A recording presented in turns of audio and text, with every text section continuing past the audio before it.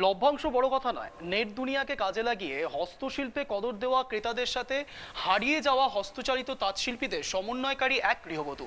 রানাঘাটের মান্ডবী চক্রবর্তীর নয়া উদ্যোগে তৈরি হওয়া শাড়ি শুধু দেশ নয়, পাড়ি দিচ্ছে বিদেশেও।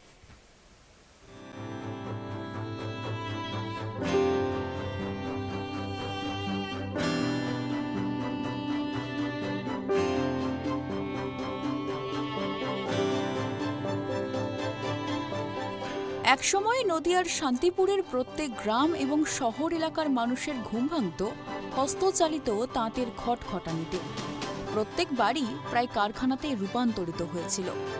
একদিকে বিজ্ঞানের প্রভূত উন্নতিতে অল্প দামে হাতের নাগালে তাঁত শাড়ির বিপুল চাহিদা, অন্যদিকে তার সাথে সস্তায় বাজিমাত করা কিছু ধুরন্ধর ব্যবসায়ীর নকল সুতোর আমদানি। ড্রামহাটা থেকে সানা বোয়া, এমনকি সুতোর রঙে পর্যন্ত ভেজাল। ক্রমশ হারিয়ে যেতে থাকে সমগ্র হস্তচালিত তাঁত শিল্প। হস্তশিল্পের সুদক্ষ কারিগর হওয়া সত্ত্বেও দেশে বিদেশে হোটেল, রেস্তোরাঁ, নির্মাণকর্মীর কাজ বেছে নিয়ে পরিযায়ী শ্রমিক হতে বাধ্য হয়েছেন অভাবের সংসার সামলাতে। প্রথমে জ্যাকার্ড, পরবর্তীতে পাওয়ারলুম, তারপরে উন্নত রেপিয়ার, বর্তমানে কম্পিউটারাইজ হওয়ায় মেশিনেই চলছে উৎপাদন। এক মেশিনেই করছে 30 থেকে 40 জনের কাজ। কিন্তু হাতের সেই বুননের আবেগ, নিখুঁত বুটি, সেই সব এখন ইতিহাস।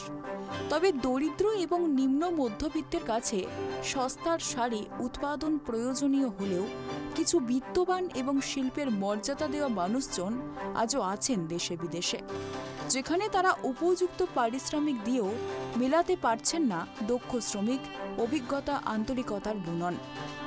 রানাঘাটের মান্ডবী চক্রবর্তী পুঁথিবিদ্যায় গোল্ড মেডেলিস্ট, রবীন্দ্র ভারতীতে সংস্কৃতে পিএইচডি পাথরতা, ছবি আঁকা, ফেব্রিক ক্রাফটের ওপর বিভিন্ন কাজকর্ম করতেন শখে। 2017 সালে বিবাহ সূত্রে শান্তিপুরের সূত্রাগড় এলাকায় আসেন স্বামী অভিক দত্তের বাড়িতে। বাপের বাড়ি হোক কিংবা শ্বশুর বাড়ি, এমনকি কোনো নিকট আত্মীয়ের বাড়িতেও তাঁতের কোনো অস্তিত্ব নেই। তবে শিল্পের পৃষ্ঠপোষক হওয়ার জন্য এবং বাড়ির কাছে বিখ্যাত তাঁতের হাট হওয়ার সুবাদে মাঝে মধ্যেই সেখানে গিয়ে নিত্য নতুন ডিজাইন, তাঁতিদের সুবিধা ও অসুবিধার কথা শুনতেন তিনি। স্বামী চাকরির সুবাদে সারাদিন থাকেন শান্তিপুরের বাইরে। ছোট্ট একরত্তি মেয়েকে নিয়েই পৌঁছে যেতেন তাঁতিদের বাড়ি বাড়ি।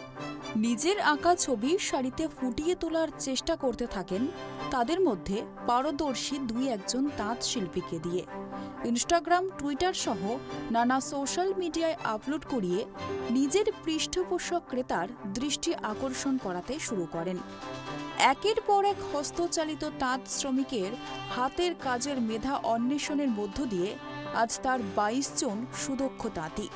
এমনকি সারাদিনে 500 থেকে 1000 টাকা উপার্জনের মধ্য দিয়ে মজুরির দিক থেকে টেক্কা দিয়েছেন উন্নত মেশিনে যন্ত্রচালিত কাজ করা তাঁতিদেরকেও। আসলে হবে নাই বা কেন? শাড়ির মূল্য 3 থেকে 4000 টাকা থেকে লক্ষাধিক টাকা পর্যন্ত। এখনো পর্যন্ত একটি শাড়ি পিছু সর্বাধিক মজুরি 80,000 টাকা পর্যন্ত পেয়েছেন তাঁতি। অবশ্য সময় লেগে গেছে 7 থেকে 8 মাস। শুধু তাই নয়, করোনা পরিস্থিতির মধ্যে যখন বড় বড় মহাজনরা কাজ দেওয়া বন্ধ করে দিয়েছিলেন, মান্ডবী দেবী তার তাঁতিদের মজুরি দিয়ে গেছেন একইভাবে। শান্তিপুর ছাড়িয়ে জেলার বিভিন্ন হাসপাতালিত তাঁতশিল্পীরা বড় বড় মহাজন ছেড়ে নতুন দিশা দেখেছেন এই গৃহবধূর যোগাযোগে।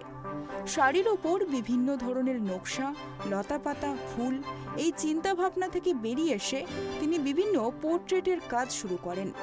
সমস্ত শাড়ির মধ্যে তুলে ধরেন শ্রীকৃষ্ণের ছোট থেকে বড় হওয়া পর্যন্ত সমস্ত লীলা, শারদীয়া আগমনের বিভিন্ন চিত্র, গুপি গাইন, বাঘা বাইন, হীরক রাজার দেশের বেশ কিছু সিনেমার উদ্ধৃতি সহ অসাধারণ হাতের কাজ, হাদা ভোদা, নুনটে ফোনটে, অরণ্যদেব, টিনটিনের মতো কমিক্সের বেশ কিছু আকর্ষণীয় সিরিজ, রবীন্দ্রনাথের বিভিন্ন পর্যায়ের গান, বিখ্যাত গল্প উপন্যাসের বহুল প্রচলিত অংশ, সুকুমার রায়ের আবোল তাবোল, ভ্যানগর্গের স্টোরি নাইট, আরও কত কি।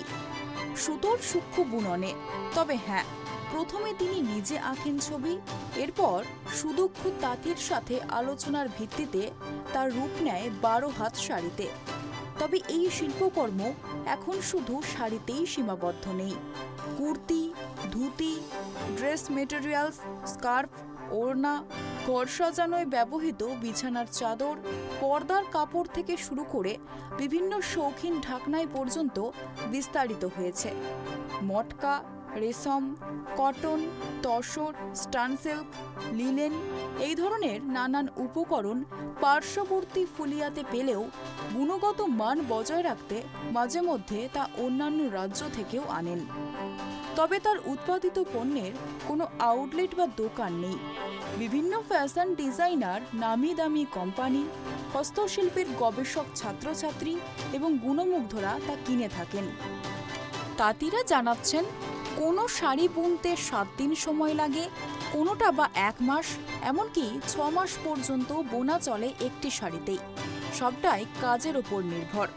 তবে প্লেন থান একদিনই একটা বুনে ফেলা যায়, সেক্ষেত্রে 350 টাকার মার নেই। হাতের কাজ অনুযায়ী কেউ কেউ মজুরি পান প্রতিদিন 1000 টাকা পর্যন্ত।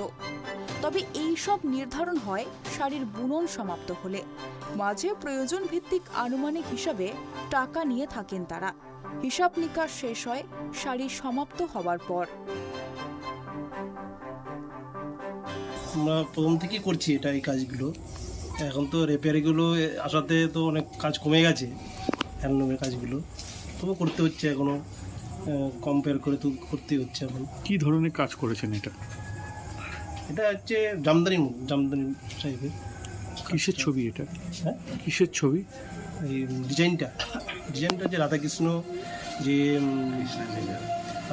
কৃষ্ণ যে নীলা, মানে শৈশবকাল থেকে যে নীলাটা করেছে একদম রাসলীলা পর্যন্ত, সেই ছবিগুলি উঠেছে। কতদিন লাগলো এই কাজটা করতে?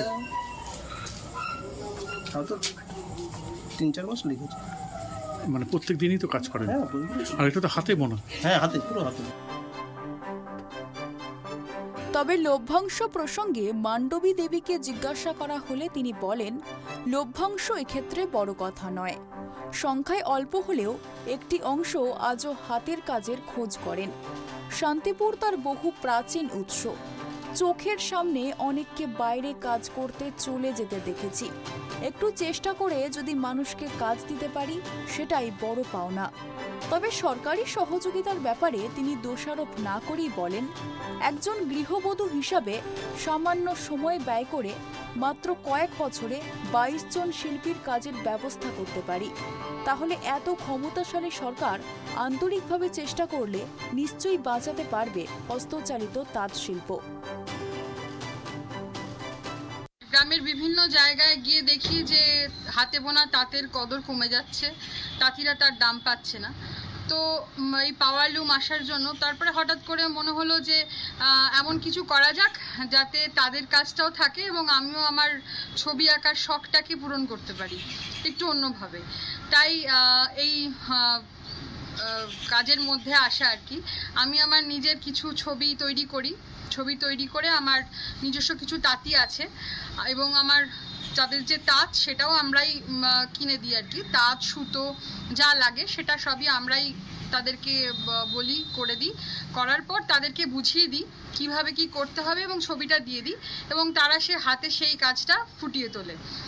এবার এই কাজটা যবে থেকে আমি শুরু করি তবে থেকে কাজটার প্রতি আমার আগ্রহ আরও বাড়তে থাকে এবং আগে যে আমার তাঁতি সংখ্যা ছিল সেটাও আস্তে আস্তে বাড়তে থাকে এবং বাড়তে বাড়তে কাজটাও এমন একটা জায়গায় পৌঁছায় অনেকটা বড় আকারে চলে যায় আর কি।